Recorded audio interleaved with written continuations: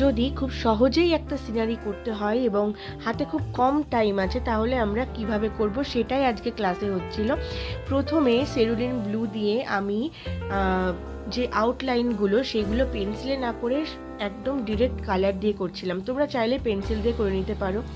তারপরে কিছু স্টোনের এরিয়া আর কিছু ল্যান্ডস আমি ওখানে করার পরে সেরুলিন ব্লুটাকে যখন দিচ্ছিলাম একটু ডিপ করে দেওয়ার পরে ইয়ারবাডস দিয়ে জাস্ট সেই জিনিসটাকে ব্লেন্ড করে দিচ্ছিলাম।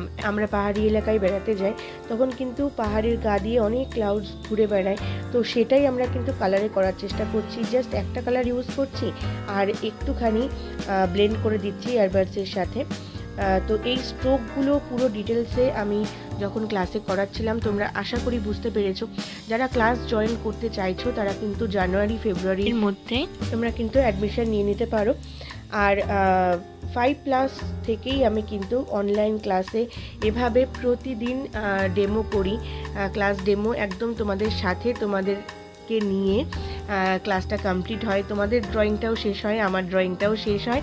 তো এরপরে আমরা দেখো এখানে জলের পোর্শনটা করে নিলাম। সেমভাবে আমরা একটা রিফ্লেকশন ক্রিয়েট করলাম জাস্ট ইয়ারবাডস দিয়ে, এবং আমরা কিছু হরাইজন্টাল লাইন করলাম যেগুলো জল বোঝানোর জন্য। তারপর আমরা গাছগুলো স্যাপ গ্রিন আর ইয়েলো গ্রিন দিয়ে শুরু করলাম, ডটস ডটস করে। অনেকটা ট্রিপল স্ট্রোক এখানে ইউজ করেছি। আর ল্যান্ডস্কেপের জন্য এখানে ইয়েলো গ্রিন, স্যাপ গ্রিন এবং একটু ডার্ক পোর্শনের জন্য আমি ব্ল্যাক ইউজ করব। এই সিনারিগুলো কিন্তু খুব দেখা যায় যখন তোমরা গ্রিটিংস কার্ডে ব্রাউন কালার আর বাফ কালার দিয়ে স্টোনগুলো করে নেওয়ার পর স্টোনের যে স্ট্রোকগুলো দিয়েছি সেগুলোর মধ্যে কিন্তু একটু ডট স্টাইল ছিল। তো এভাবে কিন্তু ছবিটা কমপ্লিট হলো। PP1 ও PP2 বাচ্চাদের জন্য যে এই ক্লাস ডেমোটি হচ্ছিল তারাও আমার সাথে ছবিটি কমপ্লিট করলো, আর তাদের ছবিগুলো আমি পরপর দিয়ে দেবো। সবাই জানিও কেমন লাগলো।